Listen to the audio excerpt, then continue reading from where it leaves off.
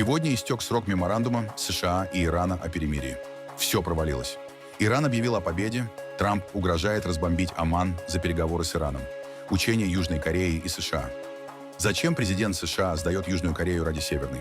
Джаред Кушнер спасает мирный план Трампа по Газе, переговоры с лидером террористов Хамас и Нетаньяху. Верховный суд не вернул яблоко на выборы. Полиция задержала десятки сторонников партии. 100 лет Цзян Цзэминю. При нем Китай стал богатым и отгородился от мирового интернета. А теперь об этом подробно и по делу. Это один день. Подпишитесь, поставьте лайк этому видео и оставьте свой комментарий. Заранее спасибо и начинаем.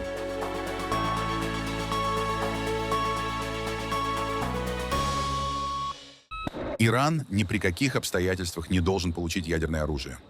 Дональд Трамп вновь назвал это главной целью Соединенных Штатов. Главной целью было и всегда будет недопущение того, чтобы Иран каким-либо образом и в какой-либо форме получил ядерное оружие. Благодарю за внимание к этому вопросу, президент Дональд Трамп. Напомним, чуть более месяца назад на саммите НАТО в Турции Дональд Трамп заявил, что больше не намерен вести переговоры с Ираном, поскольку не верит в искренность намерений противной стороны. По-моему, все кончено. Я больше не хочу иметь с ними никаких дел. Они отбросы. Знаете, что такое отбросы? Вот они и есть отбросы. Это больные люди, которыми руководят такие же больные люди. Они жестоки и агрессивны. И если бы у них было ядерное оружие, они бы его применили. Что касается меня, все кончено.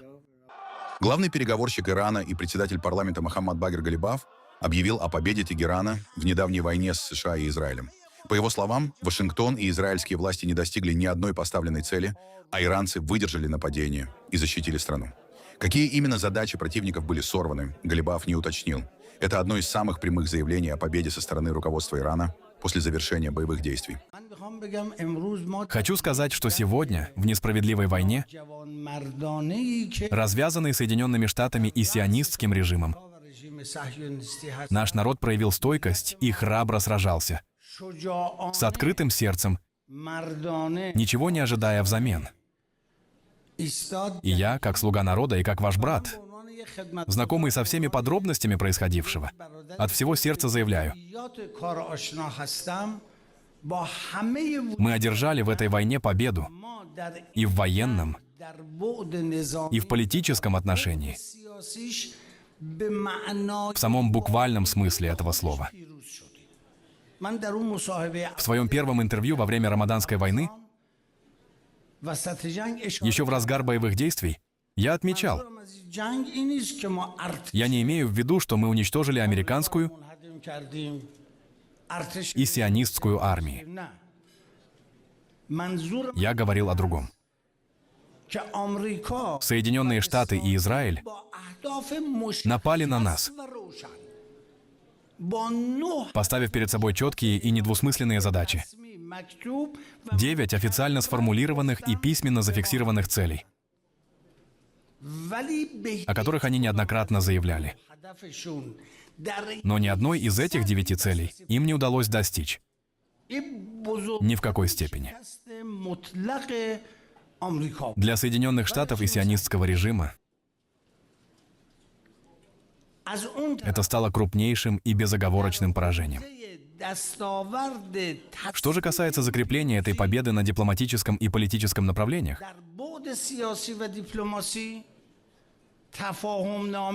то меморандум о взаимопонимании стал почетным свидетельством нашей победы. Переговоры Ирана с Оманом продолжаются, но требуют времени. Официальный представитель иранского МИДа Эсмаил Багаи объяснил это сложностью вопросов и попытками сорвать процесс. Параллельно Тегеран добивается информации о 3 своих пилотах. Катар утверждает, что они нарушили его воздушное пространство, но отрицает их задержание. С начала войны в феврале США усилили морские, энергетические и финансовые санкции и блокировали иранские порты. До войны через Ормузский пролив проходила пятая часть мировых поставок нефти и сжиженного газа. Переговоры между Ираном и Оманом активно продолжаются. Стороны обмениваются мнениями по тексту совместного заявления и до сих пор демонстрируют решимость выработать механизм, который учитывал бы интересы и обеспокоенность обеих сторон и одновременно обеспечивал соблюдение всех требований, связанных с международным судоходством. Небезопасная ситуация в Ормузском проливе была навязана нам, всему региону и всему миру. Причиной стали незаконные военные действия Соединенных Штатов и сионистского режима. Несколько государств пытаются повлиять на этот процесс. Некоторые злонамеренные стороны пытаются ему помешать. Они уже показали, что никогда не позволяют миру и безопасности утвердиться в регионе и, по сути, предпочитают, чтобы наш регион постоянно оставался охвачен конфликтами и потрясениями. Эти три фактора привели к тому, что данный процесс потребовал определенного времени. Наше посольство в Дохе и мы в Тегеране через посольство Катара начали заниматься этим вопросом еще в первые дни. Мы поднимали его на каждой встрече. Пока судьба этих людей не выяснена, мы исходим из того, что они были задержаны. Поэтому мы задействуем все имеющиеся двусторонние, многосторонние и правовые механизмы, чтобы установить судьбу 3 наших летчиков. Президент США Дональд Трамп пригрозил разбомбить к чертям Оман, если Маскат помешает действиям Вашингтона в Ормузском проливе. Эту фразу он произнес в телефонном разговоре со специальным корреспондентом Fox News Треем Йингстом перед эфиром утреннего информационного шоу в день истечения 60-дневного меморандума с Ираном, который не привел к мирному соглашению. Оман в войне не участвует. Маскат выступает посредником и вместе с Тегераном согласовывает временную схему прохода торговых судов. Вашингтон требует свободного судоходства без иранских сборов. Трамп также подтвердил существование тайного прямого канала в связи с корпусом стражи Исламской революции, который США считают террористической организацией. Доброе утро. Я только что закончил телефонный разговор с президентом Трампом. Мы обсуждали ситуацию вокруг Ирана на фоне истечения срока действия 60-дневного меморандума о взаимопонимании. Президент заявил Fox News, что Ирану следует поднять белый флаг и капитулировать. Затем он добавил: «У меня нет никаких сроков, я не тороплюсь». Президент дал понять, что американская морская блокада продолжает усиливать экономическое давление на иранский режим, несмотря на публичные заявления Тегерана. «Они хорошо играют в покер, но они умирают», — сказал он. По словам Трампа, промежуточные выборы в Соединенных Штатах никак не влияют на его решение. Я спросил президента о параллельных переговорах Ирана и Омана по вопросу контроля над Ормузским проливом. Трамп заявил Fox News: «Если Оман встанет у нас на пути, мы разбомбим его к чертовой матери». Мы также обсудили целый ряд региональных вопросов, включая запасы американского вооружения, размещенные на Ближнем Востоке. Президент заявил, что использованное до сих пор — сущие пустяки. По его словам, у Соединенных Штатов имеется много вооружений среднего уровня, тогда как значительную часть более современных систем президент Байден передал Украине. В частности, речь идет о средствах противовоздушной обороны, которые сейчас необходимы на Ближнем Востоке. Я спросил президента о контактах с иранской стороной. Что интересно, Трамп подтвердил Fox News существование закрытого канала прямой связи с корпусом стражей Исламской революции. Речь идет о наиболее радикальном крыле иранской системы. Представители Вашингтона напрямую общаются с должностными лицами КСИР в Иране. Это еще одно свидетельство того, что администрация Трампа взаимодействует не только с политическим руководством в Тегеране, но и с радикалами, которые организовывали нападения на американские силы, в том числе в Ормузском проливе. Однако ключевая новость здесь — терпение президента в отношениях с Ираном. Он заявил, что никаких сроков не устанавливает. Поэтому истекающий сегодня 60-дневный период в целом не имеет значения для решений Трампа по Ирану. Совместные учения США и Южной Кореи начались по плану всего лишь через несколько часов после того, как президент США Дональд Трамп в посте в своей социальной сети Truth Social приказал Пентагону резко урезать масштаб участия в них Соединенных Штатов. Распоряжение появилось в воскресенье вечером, когда войска уже были развернуты на полигонах. Отменять маневры Трамп не стал, было слишком поздно. Какие элементы учений будут сокращены, ни Белый дом, ни Пентагон пока не успели объяснить. Ежегодные учения Ильчи «Щит свободы» начинаются 17 августа и продлятся 10 дней. В них примут участие около 18 тысяч южнокорейских военных, американские подразделения и военные контингенты стран командования ООН.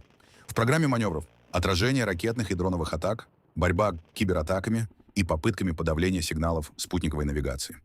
Объединенный комитет начальников штабов Южной Кореи объявил о начале учений, но приказ Дональда Трампа комментировать не стал. Сам же Трамп, напомним, назвал маневры слишком дорогими и, цитата, «враждебным сигналом Пхеньяну». Еще одной причиной сокращения учений Трамп назвал отказ Сеула участвовать в американских действиях против Ирана. Президент США напомнил о своих, как он выразился, очень хороших отношениях с северокорейским диктатором Ким Чен Ыном. Трамп настаивает, что именно благодаря его президентству Северная Корея ведет себя мирно и уважительно. Хотя с начала второго срока Трампа КНДР провела как минимум 19 учебных и испытательных запусков баллистических и крылатых ракет, преимущественно в сторону Японского и Желтого морей, между Корейским полуостровом и Японией, а также в акватории западнее Южной Кореи.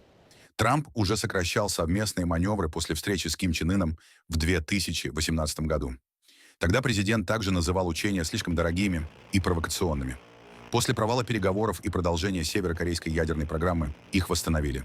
Пхеньян по-прежнему не скрывает, что проводит маневры как репетицию вторжения в Южную Корею и угрожает ускорить разработку новых типов ракет, а также ядерного оружия. Еще год назад Дональда Трампа принимали в Южной Корее как главного союзника и самого дорогого гостя. Кажется, Сеул пытался даже превзойти в символической роскоши ближневосточных партнеров США. Те, напомним, осыпали Трампа триллионными инвестициями в США и подарили самолет, который сейчас используется, как борт номер 1.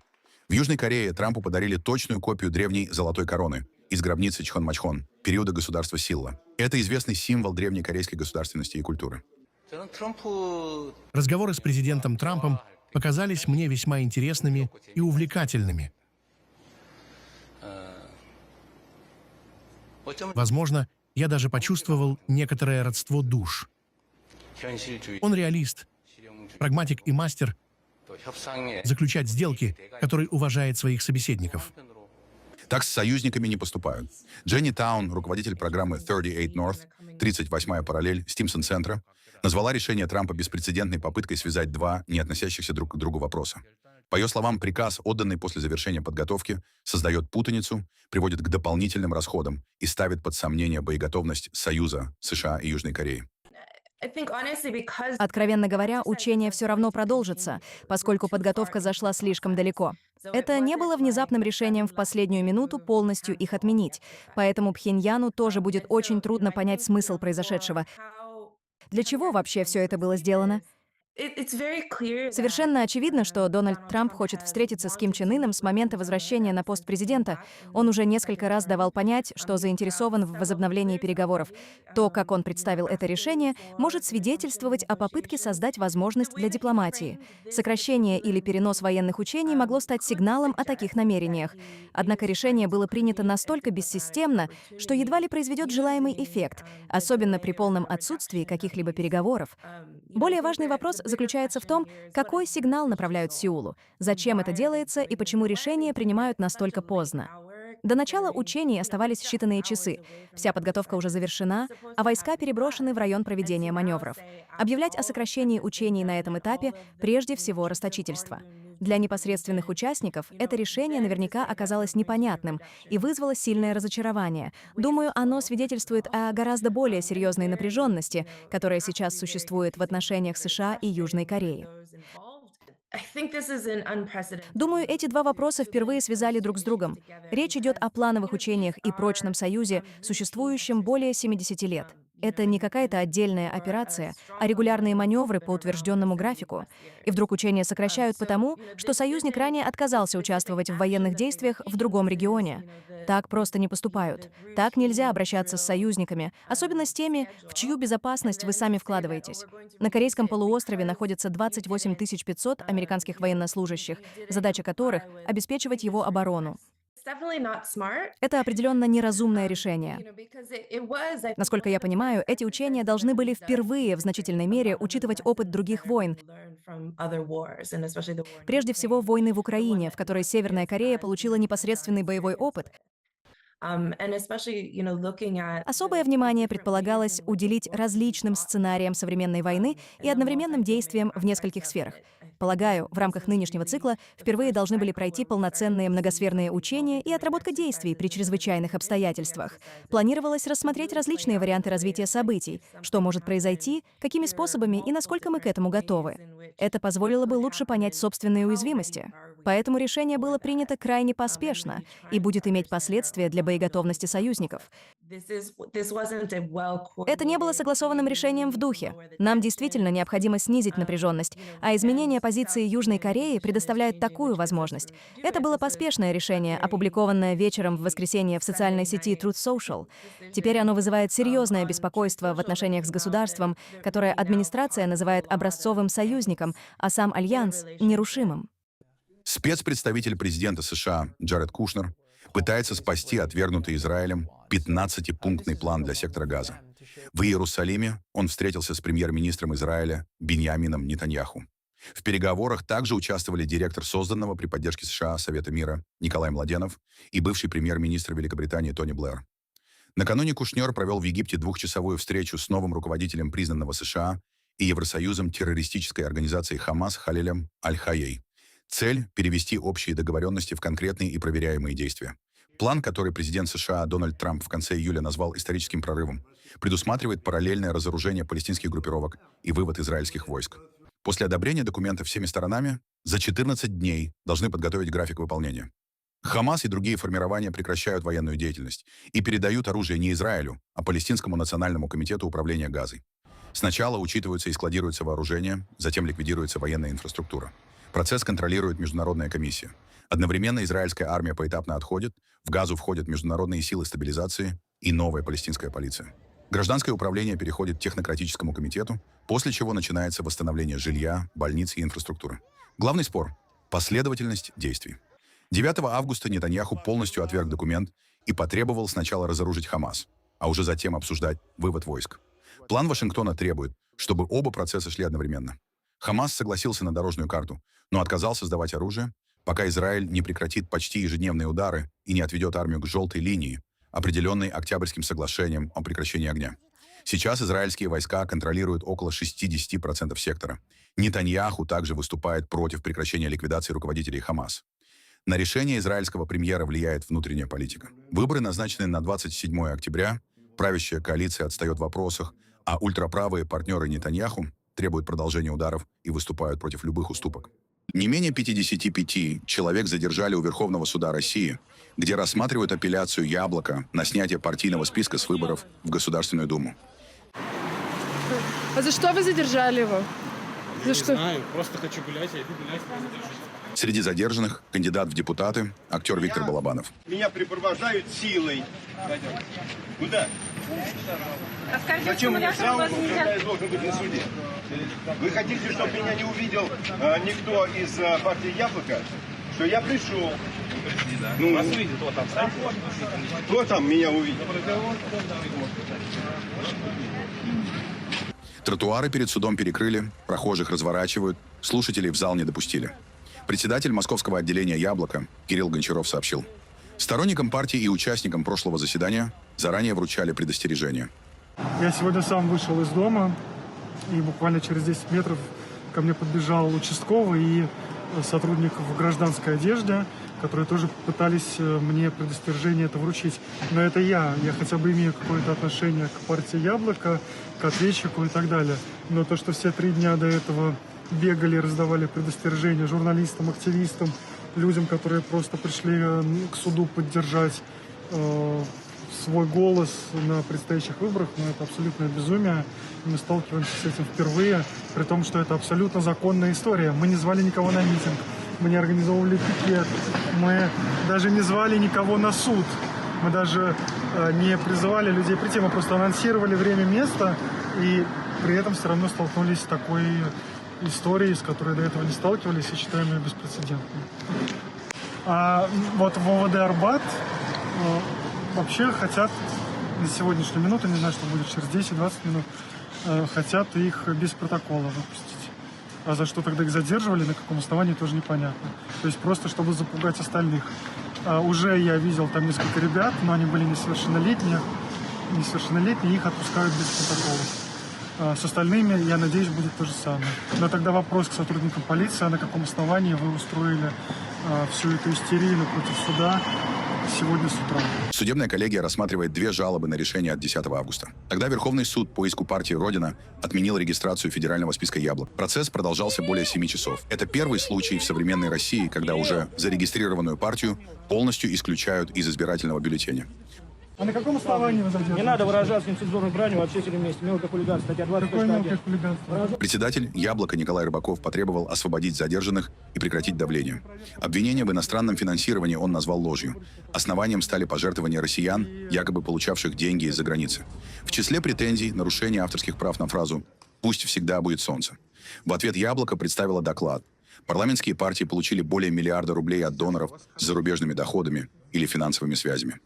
Рыбаков предложил председателю Центральной избирательной комиссии Элле Памфиловой либо требовать снятия всех партий по одинаковым критериям, либо восстановить регистрацию «Яблоко». По данным журналиста Михаила Зыгоря, окончательное решение принял президент России Владимир Путин. В колонке для немецкого журнала «Шпигель» Зыгорь со ссылкой на источники пишет: «Кремль первоначально хотел сохранить «Яблоко» в бюллетене как демонстрацию политического плюрализма. Отношение изменилось, когда поддержка российской эмиграции превратила кампанию в неформальное антивоенное движение. Снятие поддержали первый заместитель руководителя администрации президента Сергей Кириенко и Федеральная служба безопасности». Зыгорь сравнивает это с недопуском Бориса Надеждина к выборам 2024 года. В Кремле считали, что тот мог получить не менее 10% голосов. Апелляцию возглавляет судья Верховного суда Владимир Зайцев. У них с партией «Яблоко» конфликт длиной почти в четверть века. В 2003 году во время выборов в Госдуму «Яблоко» уже требовало его отвода за предвзятость, но получило отказ. В 2018-м Зайцев оставил в силе недопуск оппозиционного политика Алексея Навального к президентским выборам. Позднее он участвовал в отклонении жалоб на ликвидацию Международного мемориала и прекращение деятельности «Новой газеты». В этом году коллегия с его участием сохранила статус террористической организации для американского юридического лица Фонда борьбы с коррупцией. В Китае отмечают столетие Цзян Цзиминя, скончавшегося в 22 году бывшего руководителя страны, при котором Китай возобновил рыночные реформы и стал одним из двигателей мировой экономики. 17 августа высшее руководство во главе с Си Цзиньпином собралось в Пекинском доме народных собраний. В 40-минутной речи Си призвал продолжать дело Цзяна и готовиться к новым бурям. Государственное телевидение показало 12-серийный фильм «Центробанк готовит памятные монеты». Товарищ Цзян Цзэминь последовательно выступал за раскрепощение мышления, поиск истины на основе фактов и движение в ногу со временем. Он учитывал требования эпохи и потребности практического развития, непрерывно содействуя новаторству в теории, государственном устройстве, науке, технике, культуре и других областях. Он подчеркивал: новаторство – это душа прогресса нации, неиссякаемая движущая сила процветания государства и источник жизненной энергии политической партии. На ключевых исторических рубежах и в критические моменты товарищ Цзян Цзиминь принимал решительные решения, хладнокровно реагировал на риски и вызовы и твердо преодолевал трудности и препятствия, открывая широкие возможности и создавая благоприятные условия для модернизации. На новом этапе мы должны сохранять бдительность перед возможными угрозами, быть готовыми к наихудшему развитию событий, эффективнее сочетать задачи развития и безопасности и готовиться выдержать сильные ветры, бурные волны и даже опасные штормы, проявляя несгибаемый боевой дух и выдающееся мастерство борьбы. Мы должны решительно защищать государственный суверенитет, безопасность и интересы развития, продолжая писать новую главу истории двух чудес – стремительного экономического роста и долговременной общественной стабильности. Цзян родился 17 августа 1926 года в Янчжоу. Получил диплом инженера-электрика, вступил в Компартию студентом, в 50-е стажировался на Московском автозаводе имени Сталина. Затем был мэром и партийным секретарем Шанхая. Его возвышение определил 1989 год. После смерти реформатора Хужабана студенты заняли площадь Тяньаньмэнь, требуя борьбы с коррупцией, свободы слова и политических перемен. К протестам присоединились рабочие. Руководство сочло движение угрозой власти КПК, ввело военное положение и в ночь на 4 июня направило в центр столицы армию. Солдаты открыли огонь на улицах, танки и бронетехника вытеснили демонстрантов. Власти признали более 200 погибших гражданских. Независимые оценки. От нескольких сотен до нескольких тысяч. 5 июня неизвестный мужчина с пакетами остановил колонну танков на проспекте Чанаань. Этот кадр стал символом сопротивления, а имя и судьба человека перед танком неизвестны. Цзян не командовал разгоном в Пекине. Он руководил Шанхаем. Там он закрыл либеральную газету World Economic Herald, уволил редактора Цинь Бэнли и поддержал военное положение, но обошелся без армии. Дэн Сяопин выбрал его вместо Чжао Цзияна, выступившего против силового решения. 24 июня Цзян стал генеральным секретарем. После бойни он обещал жестко наказать организаторов, а затем продолжил политику экономической открытости. Цзян возглавлял КПК до 2002 был председателем КНР с 1993 по 2003 и руководил военной комиссией до 2004. Вместе с премьером Чжу Жунцзи он закрывал убыточные госпредприятия, проводил массовые сокращения, коммерциализировал жилье и добился вступления Китая в ВТО в 2001 году. При нем Пекину передали Гонконг и Макао, а теория трех представительств открыла компартию частным предпринимателям. Одновременно власти преследовали диссидентов, запретили Фалунгун и начали строить Великий Китайский фаервол.